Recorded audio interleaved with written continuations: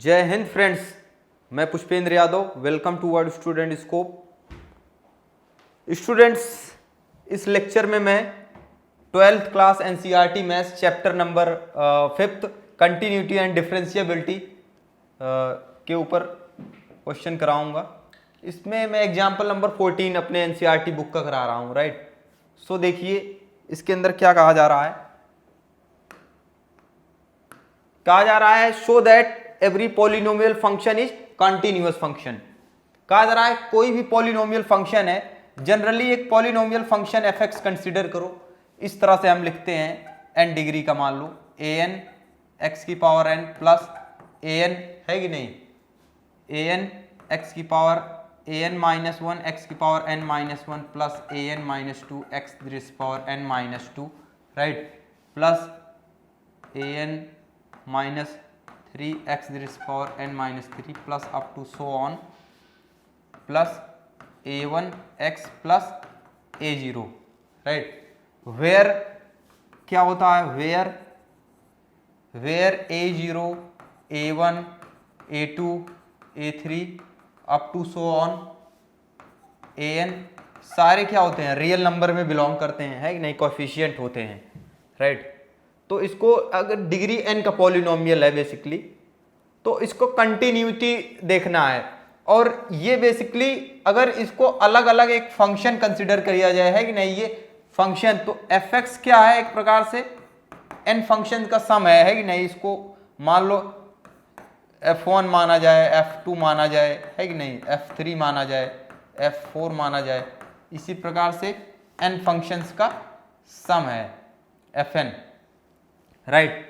तो यहां पे आप देखो f1 क्या है, ए एन एक्स की पावर n है बेसिकली।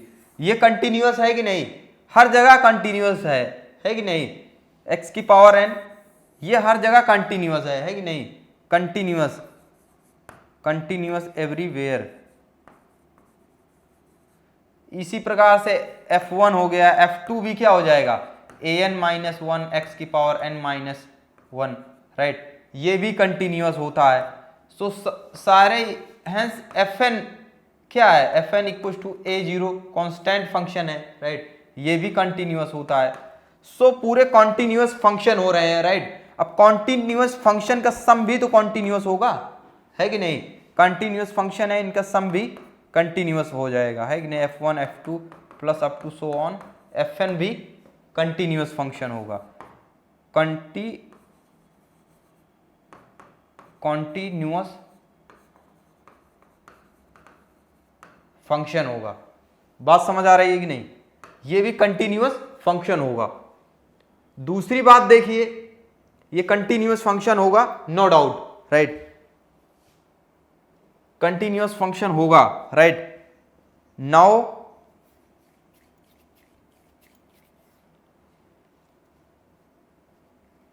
ये कंटिन्यूअस फंक्शन होगा। सो इस प्रकार से हम कह सकते हैं कि every polynomial function is continuous function, है कि नहीं, so that every polynomial function is continuous.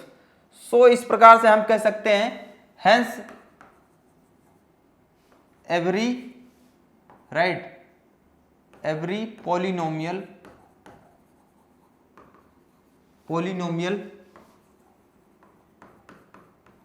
Function is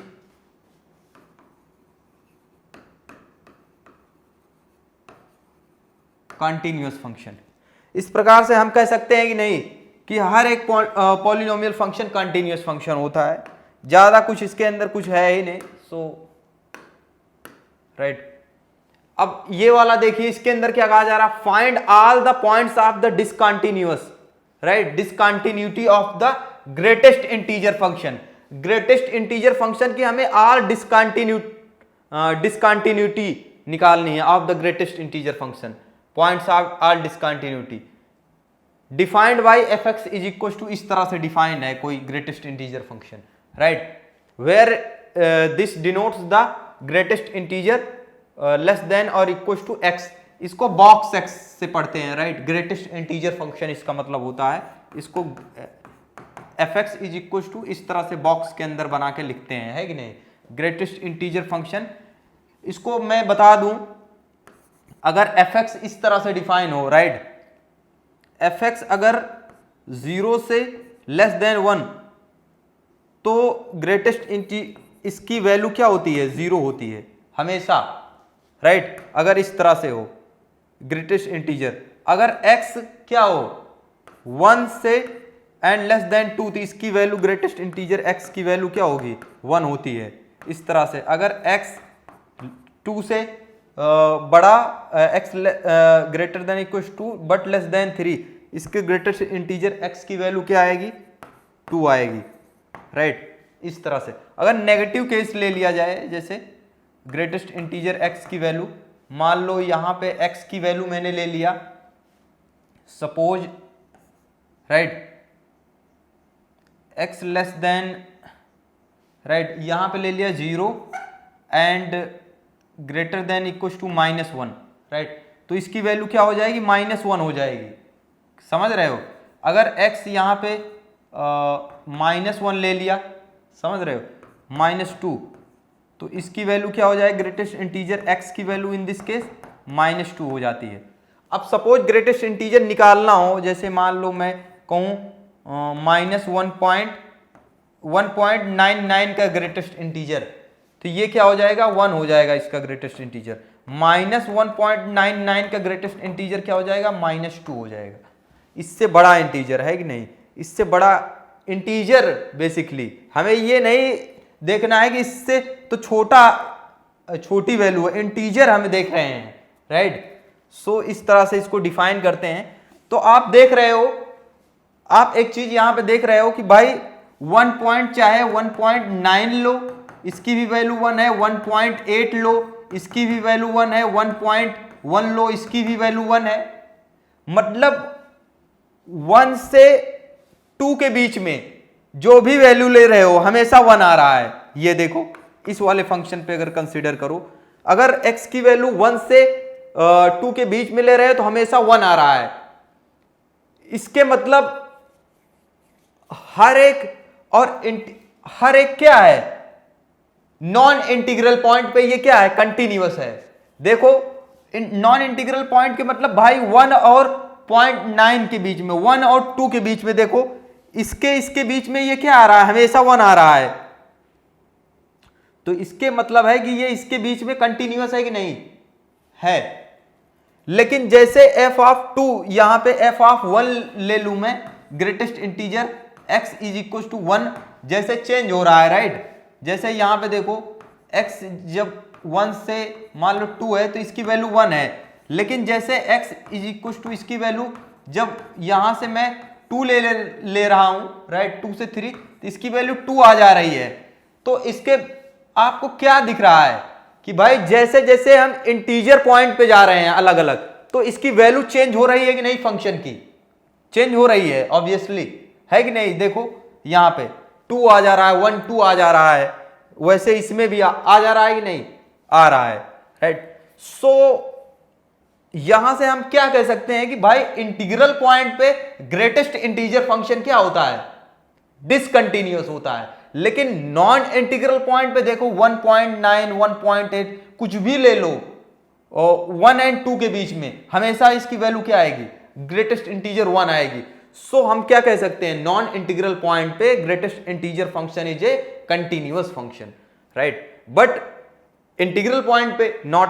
but here find हमें क्या करना है, find all the point of discontinuity. हमें क्या निकालना है, हमें डिसकंटिन्यूअस पॉइंट निकालने हैं कि वो सारे पॉइंट बताओ जहां पे फंक्शन क्या है डिसकंटिन्यूअस है राइट। सो ऐसे अगर जनरली हमें पूछे, हमसे कोई कहे कि कौन सा होगा तो हम कहेंगे कि भाई सारे इंटीजर पॉइंट्स क्या हैं इसके डिसकंटिन्यूअस पॉइंट है कि नहीं, कोई सोचना ही। अगर इसको ग्राफिकल अप्रोच से देखा जाए, ग्राफ क्या कह रहा है भाई, ग्राफ तो देखो ये x है, this is x dash, this is y and this is y dash, clear.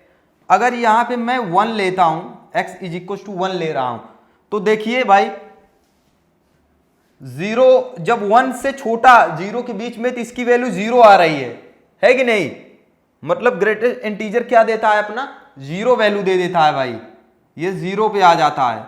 बात समझ आई कि नहीं। मतलब यहां से ये 0 आ जाता है यहाँ से, है कि नहीं। फिर यहाँ पे मान लो ये यहाँ पे 2 है, ये 3 हुई, ये 4, ये 5, ये 6, ये 7 है मान लो, राइट। ये 1 है, ये 2 है, ये 3 है, ये 4 है, ये 5 है, ये 6 है, दिस इज 7, राइट। उसके बाद देखिए इधर ये 0 था, है कि नहीं, ये -1 है, ये -2 है, ये -3 है, ये -4 है, ये -5 है, राइट। सो मैं बताना, अब देखो इस फंक्शन, इस डेफिनेशन के हिसाब से देखिए, जब 1 से 2 के बीच में है देखो x, तो ग्रेटेस्ट इंटीजर x की वैल्यू 1 आ रही है कि नहीं भाई। जब मतलब यहां से 1 से, लेकिन 1 ओपन है, राइट, 1 क्लोज, मतलब 1 इसके साथ में नहीं, 1 से जस्ट 2 से जस्ट छोटा, तो मतलब इसको ऐसे यहां गोला लगा के करते हैं, और ये जंप कहां पे करता है, यहां पे 1 पे। बात समझ आ रही है कि नहीं, यहां पे आ जाता है, मतलब 0, 1 और 2 के बीच में वैल्यू 1 पे आती है। इसी प्रकार 3, अब 3 पे हो मान लो, राइट, 3 से ये 2 पे आ जाती है।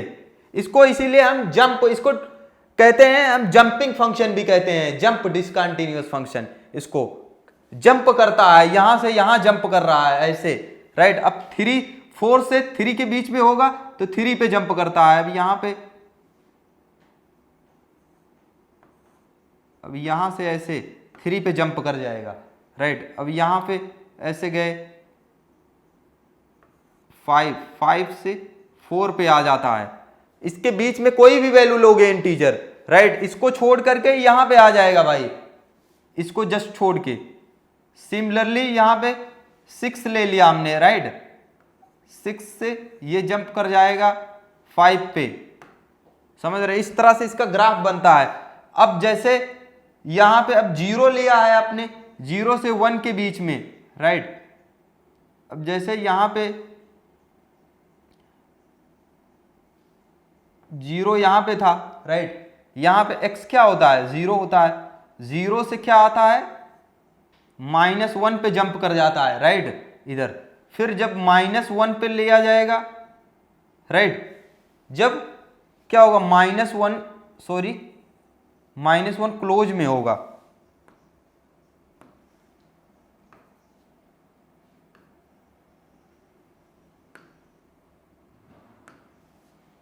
राइट, ये एक्चुअल में